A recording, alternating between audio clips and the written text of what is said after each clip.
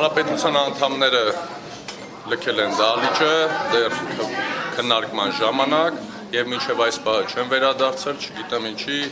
այս վայ իշխանությունները քաղաքային խառնվել են իրար, ներքևից վերև են գնում, երևի զանգեր են կատարում, տենան ինչ ա եղել, Անի Խաչատրյանը ինչից ա ներվել։ Չէ, ես որպես կարծիք ասեմ, երևի Անի Խաչատրյանը ներվել է, որ ԿՊ-ից ավելի ԿՊ-ա ներկայացել եւ իրան ոչ ԿՊ-ականները չպաշտպանեցին Անի Խաչատրյանին, հետեւաբար երևի իջել է ներքև, նեղված, սպասմունք տանող։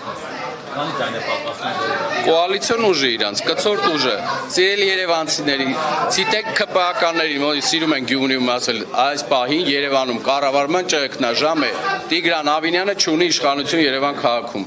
Խնդրեմ նայեք դահլիճը։ Պարոն Լևոնյան, կարող է դուք մոտենաք տեսնենք ձեր կցորդ ուժը։ Գիտեք, պարոն Լևոնյան, դուք էլ եկեք մենք խոսանք, էլի։ Եկեք ցես միասնաբար խոսեք։ Իրանց հետ չենք խոսում, ժողովրդի հետ ենք խոսում, եկեք խոսացեք։ Մի փախեք։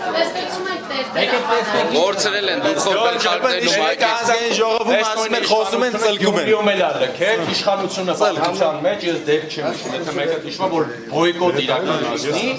մենք երբ որ ընդդիմություն ենք, մենք բոյկոտ էինք իրականացնում, իրանք ասում էին բա ժողովրդի հարցերը